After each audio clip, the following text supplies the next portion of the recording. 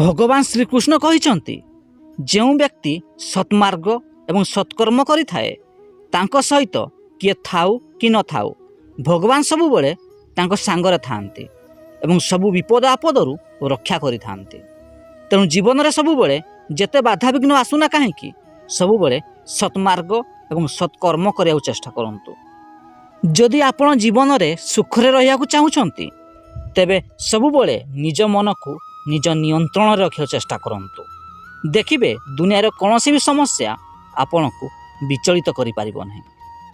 ଯେଉଁ ବ୍ୟକ୍ତିମାନେ ଅନ୍ୟର ଖୁସିକୁ ଦେଖି ସହିପାରନ୍ତି ନାହିଁ ସବୁବେଳେ ଅନ୍ୟର ସଫଳତାକୁ ଦେଖି ଈର୍ଷା କରିଥାନ୍ତି ସେହିମାନେ ହିଁ ସବୁବେଳେ ଦୁଃଖରେ ରହିଥାନ୍ତି। ତେଣୁ ଜୀବନରେ କେବେ ବି ଅନ୍ୟକୁ ଈର୍ଷା ନ କରି ନିଜ କାମ ଠିକ୍ ଭାବରେ କରିବାକୁ ଚେଷ୍ଟା କରନ୍ତୁ। ସବୁଦିନ ଏମିତି ଭିଡ଼ିଓ ଦେଖିବା ପାଇଁ ଆମ ଚ୍ୟାନେଲକୁ ସବସ୍କ୍ରାଇବ୍ କରନ୍ତୁ।